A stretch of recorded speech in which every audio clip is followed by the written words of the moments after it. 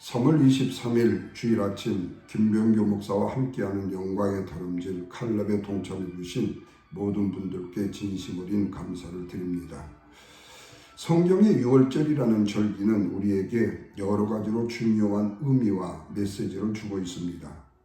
첫 번째로 유월절은 시작이라는 의미를 담고 있습니다.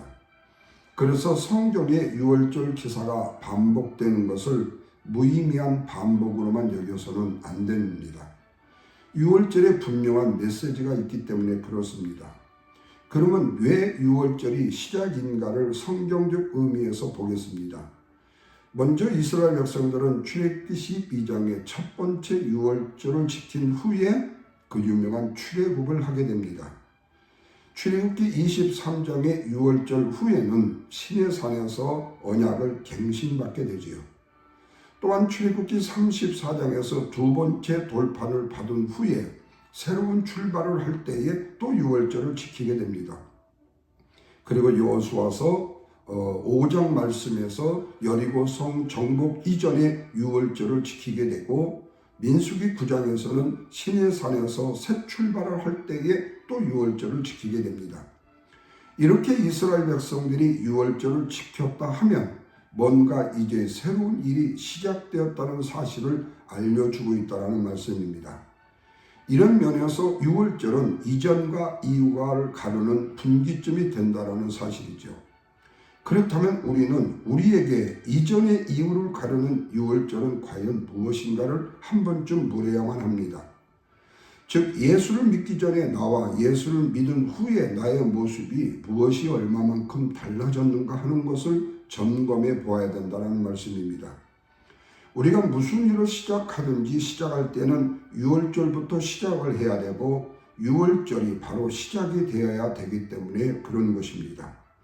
두 번째로 유월절에는 세 가지 음식이 주는 메시지가 있습니다. 민수기 9장 11절에 보면 유월절에는 어린 양과 무교병과 쓴나물을 먹었다고 했습니다.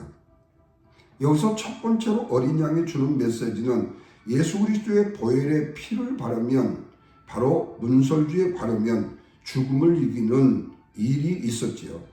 다시 말하면 애굽 사람들은 첫 생이 다 죽었지만 이스라엘 사람들은 문설주의 양의 피를 발랐을 때에 죽지 않았죠.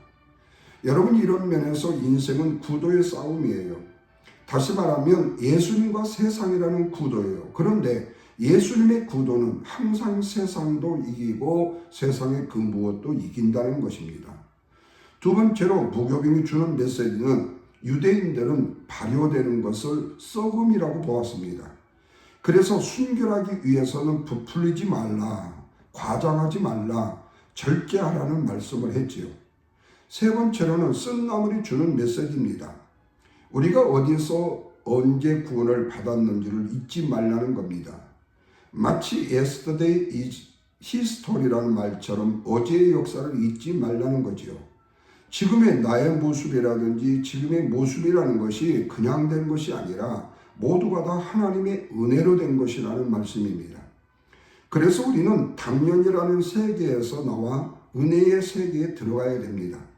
그리고 쓴나물에서 건짐을 받았다는 사실을 잊지 말고 항상 감사하는 삶을 살아야 될 것입니다. 마지막으로 세컨 찬스가 있습니다. 다시 말하면 두 번째 유월절이 있다는 메시지입니다. 부득이하게 첫 번째 유월절을 지키지 못한 사람들이 있을 수 있을 때 그들을 그냥 배제하고 넘어갈 것이냐? 아니라는 거예요. 민수기 9장 10절과 12절에 보면 2월 14일에 한 번 더 기회를 주라고 말씀하고 있습니다. 즉 제2일 유월절을 지키지 못한 부득이한 사정이 있었던 사람이라면 제2의 유월절의 기회를 주라는 말씀입니다. 세상적인 방법과 같이 단칼에 자르지 말라는 말씀이죠.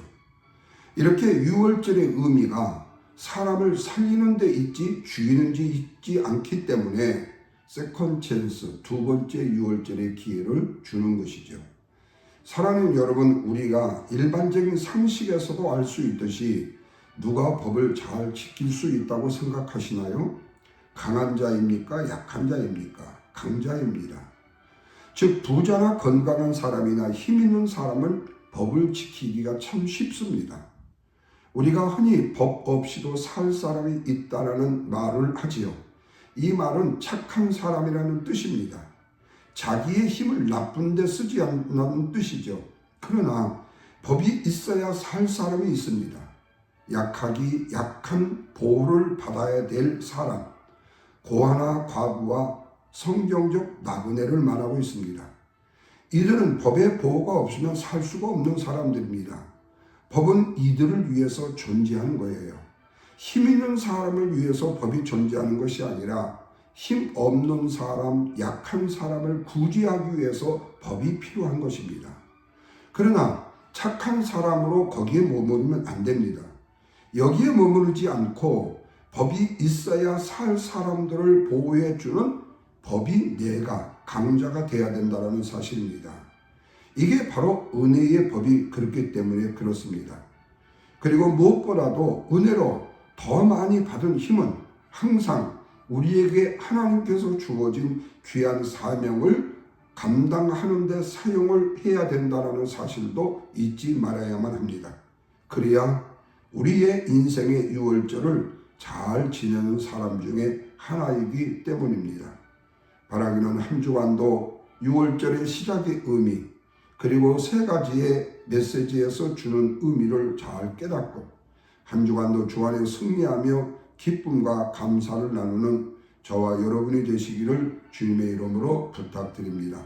함께해 주셔서 감사드립니다.